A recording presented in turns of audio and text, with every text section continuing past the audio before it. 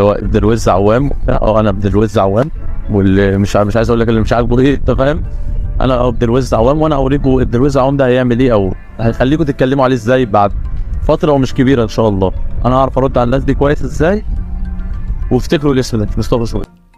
الواحد بيفرح بجد لما يلاقي لعيب عنده ثقة في نفسه وعنده ثقة في قدراته، وقادر يقف قدام كم ضغوطات مش طبيعي اتفرض عليه، بس لانه ابن لعيب كبير سابق. مصطفى شوبير من اكتر الناس اللي انا طول الوقت بدعمها وبتنبأ لها من زمان ان شاء الله هيبقى حارس مصر الاول، مش عشان شيء لكن عشان انا سمعته وشفته. لعيب عنده ثقة في نفسه، عنده ثقة في قدراته، عنده حلم وماشي وراه. أسوأ شيء في كرة القدم لما تبقى أنت ابن لاعب سابق وتروح نادي كبير ويتحط عليك كمية ضغوطات مش طبيعية، وخصوصا إن كابتن شوبير أبو مصطفى إعلامي له ما له عليه ما عليه، زي ما احنا بنقول كده. في ناس كتير جدا هتبدأ من أول ما سمعت اسم مصطفى إنه جاي بالكوسة وإنه، لكن اللعيب ده واحدة ورا التانية بيثبت للناس كلها إنه فعلا لاعب يستحق يكون حارس مرمى الأهلي الأول، وإنه هو اللاعب الوحيد تقريبا في حراس مرمى الأهلي كلهم اللي يقدر يبقى ند بند مع الشناوي، أو على الأقل يخوف الشناوي سنة كده على مكانه لما الشناوي مستواه بينزل. ليه بقول على مصطفى، اخترت مصطفى دونا عن كل حراس الأهلي وبتكلم عليه الكلام ده؟ لأنه لاعب موهوب بالفطرة. في حراس مرمى تلاقيهم بيجوا بالتمرين ويعلوا ويبقى مستواهم جامد مع الوقت. يعني الشناوي نفسه اللي هو حارس مصر الأول دلوقتي كان عنده مشاكل كتير جدا في بداياته، واتطور جدا جدا في أدائه، وأغلب حراس مرمى مصر اللي موجودين حاليا نفس القصة.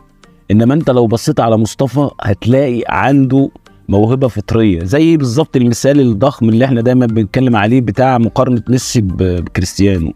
ليه كريستيانو واخد الحيز الضخم ده؟ لأن كريستيانو لاعب مصنوع، ما هوش موهوب بالفطرة. ميسي ما بيتعبش في حاجة، ميسي ربنا خلقه كده، فأي حاجة بيعملها لأن دي موهبته الفطرية. إنما كريستيانو لو قلل في تمرينه ولو أهمل شوية، لو ما عملش مش عارف إيه، عمره ما كان هيبقى كريستيانو رونالدو. لكن ميسي لو قام من النوم على الماتش على طول هيعمل هو نفس اللي كان بيعمله عادي جدا. مصطفى شوبير بص على كل انقاذ بينقذه هتلاقي رغم ان طول قامته ما هوش طويل الطول بتاع الشناوي، لكن عنده الرفلكس عالي جدا، سرعة رد الفعل رهيبة، الاسترتشات بتاعته بسم الله ما شاء الله عليه. عنده بقى كمان حاجة انه ما بيخافش، وده اللي انا بتكلم عليه على جملة الشخصية. عنده شخصية قوية جدا باينة في تصريحاته، باينة في أدائه في الملعب. تاني حاجة كمان كنا بنهزر مع أصحابي على القهوة بقول لهم جوارديولا لما بيدرب الأهلي كان لاعب مصطفى شوبير على الشناوي من غير ما يفكر، لأنه كمان بيلعب برجليه كويس جدا، أداؤه فيه هدوء، ثقته عالية جدا. ما عجبنيش في الماتشين اللي لعبهم دول في حتة واحدة بس، دي أنا لازم أقولها يعني، خروجه على الكور العالية وقعت منه مرتين أو ثلاثة، وده لازم يخلي باله منها. لكن بصوا عليه في كل تحركاته، بصوا الكرة دي بالذات طالع قافل المرمى وحش، ضلمها بالبلدي كده، رد فعله سريع جدا في كل الكور اللي بتبقى في أماكن يعني يكاد تكون مستحيلة.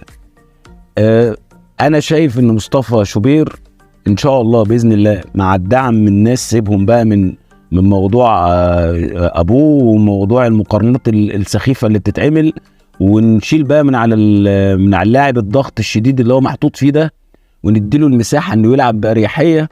لان انا متاكد باذن الله مصطفى يوم ما يبقى في الاهلي الحارس الثاني مش هياخد وقت كبير لحد ما يبقى الحارس الاول، لان هو عنده كل مقومات الحارس السوبر، وكل المشاهد اللي انتوا شايفينها قدامكم دي بتبين قد ايه هو حارس موهوب بالفطرة، وعنده امكانيات تؤهله انه يلعب بره مصر كمان مش في الاهلي بس.